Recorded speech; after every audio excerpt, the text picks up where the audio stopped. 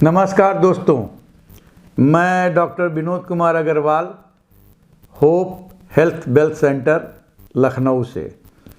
आज मैं आपके सामने अपने डाइजेस्टिव सिस्टम को, पाचन क्रिया को कैसे मजबूत बनाएं, उसके बारे में कुछ जानकारी देना चाहूँगा। सबसे पहले तो ये है कि अगर आप कुछ ऐसे चीज़ खा रहे हैं जिसमें टॉक्सिसिटी ज़्यादा है, बैड हैबिट है, उसको हटा दीजिए।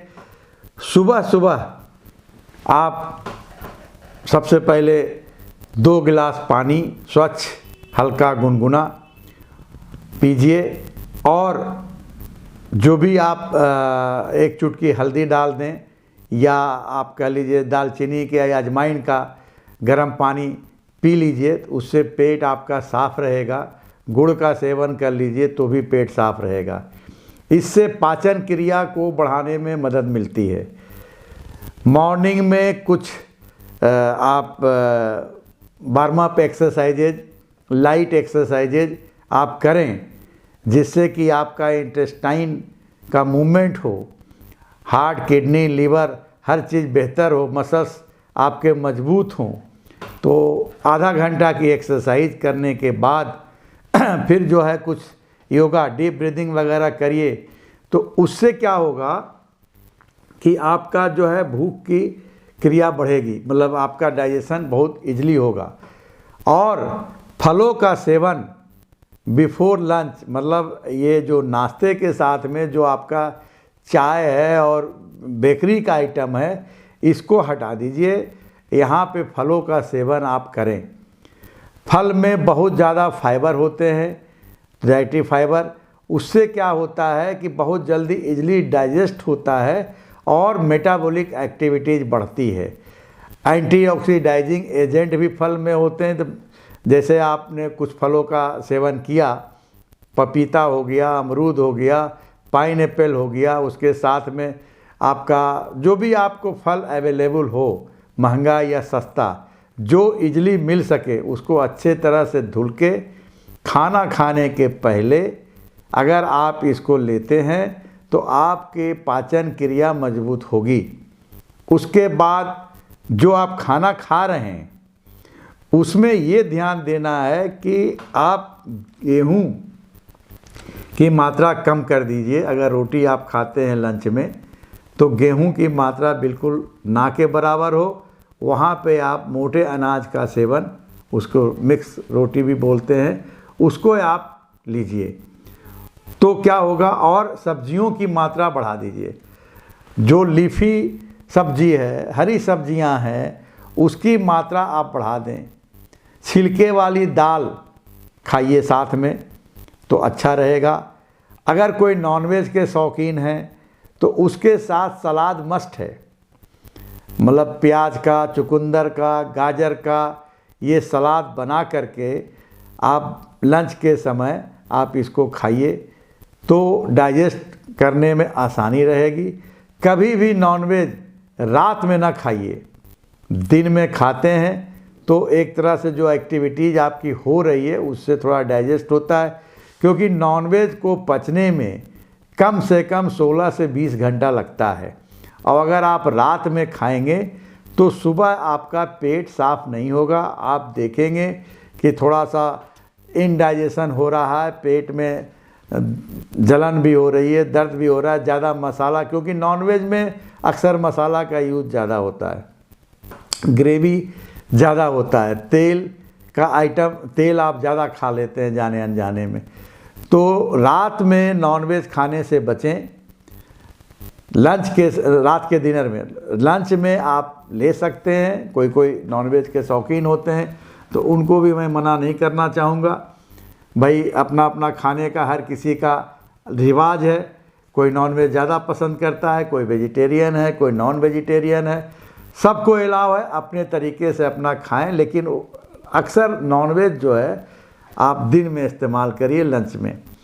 अगर आप सुबह फल का इस्तेमाल कर लेते हैं तो आपका डाइजेस्टिव एंजाइम जो है स्टमक में ज़्यादा पहुंचता है और आपका स्टमक में जो HCl है, क्योंकि जितने भी फल हैं वो अल्कलाइन होता है, और जो आपका स्टोमक है उसमें एसिडिक बेस HCl रहता है, तो उसको न्यूट्रलाइज कर देता है।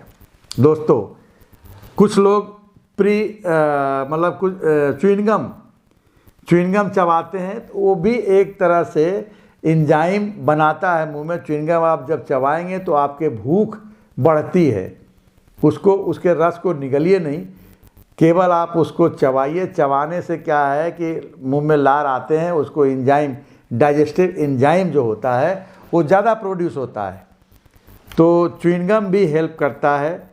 आप किसी को देखा होगा आपने, बराबर च्युइंगम चबाते हैं, लेकिन उसके साथ एक ड्रॉबैक ये है कि एयर ज़्यादा ले लेते हैं तो उससे गैस भी पास होता है। तो च्युइंगम एक लिमिट मात्रा में लें, और उसको अगर आप सुबह सुबह चबाते हैं तो आपका लार का बनना ज़्यादा हो जाता है, जिससे भूख की मात्रा बढ़ती है। और आपने देखा होगा शादी विवाह में सूप का इस्तेमाल किया जाता है, तो सूप एक तरह से भूख बढ़ाने के लिए, एपेटाइट बढ़ाने के लिए ही सर्व किया जाता है। मतलब आप सूप का इस्तेमाल अगर लंच और डिनर के पहले करते हैं तो आपकी भूख बढ़ती है। तो इस तरह से अपने पाचन तंत्र को आप इम्प्रूव कर सकते हैं, अपने डाइजेस्टिव सिस्टम को इम्प्रूव कर सकते हैं। साथ में कभी भी आप बाहर के आइटम को, तला भुना फ्राइड आइटम को लाइक ना करें और ना इस्तेमाल करें, क्योंकि यही आपको जो है डाइजेशन वीक करता है। आपके न्यूट्रिशन प्रॉपर नहीं जा पाता, फ्राई होने के बाद में उस पर न्यूट्रिशन वैल्यू काफ़ी कम हो जाती है। तो कोशिश आप ये करें कि नॉन वेजिटेरियन लोग फ़िश का इस्तेमाल कर सकते हैं, और वेजिटेरियन जो है ग्रीन वेजिटेबल्स, और आपके जो भी फाइबर आपको उपलब्ध है, जो मार्केट में आप ला सकते हैं मार्केट से, उसको आप लाइए, लीफी, उसको जो है आप सब्जी के रूप में बनाइए और खाइए।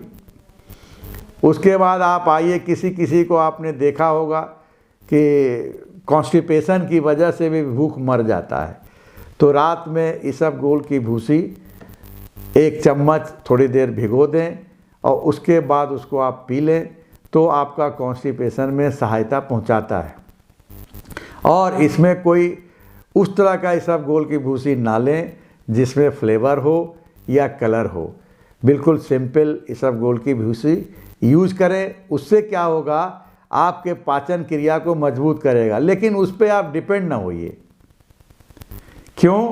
क्योंकि जब आप इसबगोल की भूसी बराबर लेंगे तो बिना उसके लिए आपको एक मन में बैठ जाएगा, यार इसबगोल की भूसी लूँगा तभी मेरा पेट साफ होगा। तो उस पर डिपेंड भी नहीं करना। जिस दिन नॉनवेज का इस्तेमाल किया या पार्टी में आपने भोजन कुछ उल्टा सीधा ज़्यादा खा लिया, तो उसको पचाने के लिए या इजली आपका मोशन हो सके, मतलब पेट साफ हो सके, तब तो इस्तेमाल करिए, अदरवाइज नहीं। और भी कई तरीके पेट साफ करने के लिए बताए जाते हैं। मुनक्का डाल के दूध पी लीजिए या सवेरे खाइए, रात में गर्म दूध पीजिए, तो उससे भी पेट साफ होता है। फाइबर वाला जो भी आइटम, सलाद खाने के पहले आप सलाद जो है इस्तेमाल ज़्यादा करिए, लंच और डिनर दोनों में। दोस्तों, इस तरह से अपने भूख को बढ़ा सकते हैं आप अपने पाचन तंत्र को मजबूत कर सकते हैं। इससे क्या होगा कि आपका लीवर, आपका इंटेस्टाइन, आपका जो है हार्ट, सब सही रहेगा, फंक्शन उसका सही रहेगा। हाँ, कुछ लोग प्रोबायोटिक्स का इस्तेमाल करने कहते हैं। नॉर्मली जो प्रोबायोटिक्स हम लोग इस्तेमाल पुराने ज़माने में करते थे, वो दही के रूप में था, और सूरन, ओल की सब्जी या अचार कभी कभी बनता था। तो उससे क्या होता था कि आपका प्रोबायोटिक्स आपको नेचुरल वे में मिला। लेकिन आज की डेट में सिंथेटिक दूध है, और कर्ड भी आपका सिंथेटिक ही है, क्योंकि दूध जब सिंथेटिक तो दही भी सिंथेटिक। तो उसका इस्तेमाल अगर आपको प्रॉपर अपने यहाँ गाय का अगर आप दूध का सेवन करें या दही का सेवन करें तो प्रोबायोटिक्स ठीक ठाक मिल जाता है। लेकिन अगर गुड बैक्टीरिया को बढ़ाना है तो प्रोबायोटिक्स अलग फॉर्म में, टैबलेट फॉर्म में और पाउडर फॉर्म में भी मिलता है। उसका इस्तेमाल आप कर सकते हैं, अपने पाचन तंत्र को बढ़ा सकते हैं। बैड बैक्टीरिया को किसी भी तरह से आपको किल करना है, बढ़ने नहीं देना है। मतलब जो लो डेंसिटी आपका कोलेस्ट्रॉल उसको नीचे की तरफ लाना है और हाई डेंसिटी को ऊपर ले जाना है। तो ये ध्यान रखेंगे, कोलेस्ट्रॉल को कम करिए। उसके लिए पिछला वीडियो में मैंने लहसुन के बारे में बताया। हाँ, आंवला भी एक ऐसा विटामिन सी का ज़बरदस्त स्रोत है और एंटीऑक्सीडाइजिंग एजेंट है। ये भी अगर आप जूस के रूप में पीते हैं तो ये भी आपका भूख बढ़ाने में सहायता देता है।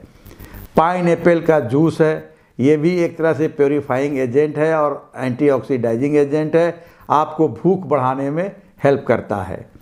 मतलब कुछ फल का सेवन भी आप ज़रूर करें मॉर्निंग में स्पेशली, तो आपका देखेंगे पाचन तंत्र आपका सही रहेगा। दोस्तों, वैसे तो इस पर काफ़ी वीडियो है, आप जो आपको सूटेबल लगे, जो इजली अवेलेबल हो आपके पास में, फ्रूट हो गया, सब्जी हो गई और आपका भोजन, तो इसका इस्तेमाल इस तरह से आप करेंगे तो आपका पाचन तंत्र सही रहेगा। एक्सरसाइज मस्ट है, क्योंकि एक्सरसाइज ही मेटाबॉलिक एक्टिविटीज़ बढ़ाता है। ये नहीं कि खाना खाया और सो गए तो पाचन तंत्र आपका सही हो जाएगा, ऐसा कुछ नहीं है। फिर आप अल्कोहल ले रहे हैं, स्मोकिंग कर रहे हैं, आप गुटखा खा रहे हैं, आप चाय पी रहे हैं, तो कभी आपका पाचन तंत्र सही नहीं होना है। वीडियो में जितने भी ऋषि मुनि डॉक्टर्स आपको एडवाइस करते हैं, अगर उसको फॉलो करते हैं तब पाचन क्रिया आपकी मजबूत होगी। और जाने अनजाने में आप बैड हैबिट को डेवलप किए हुए हैं तो वो पाचन क्रिया आपकी मजबूत नहीं होगी। इतना अगर आपको जानकारी कुछ सही लगा हो तो इस वीडियो को लाइक, सब्सक्राइब और शेयर ज़रूर करिएगा। बेल आइकॉन को ज़रूर दबा दिएगा। धन्यवाद।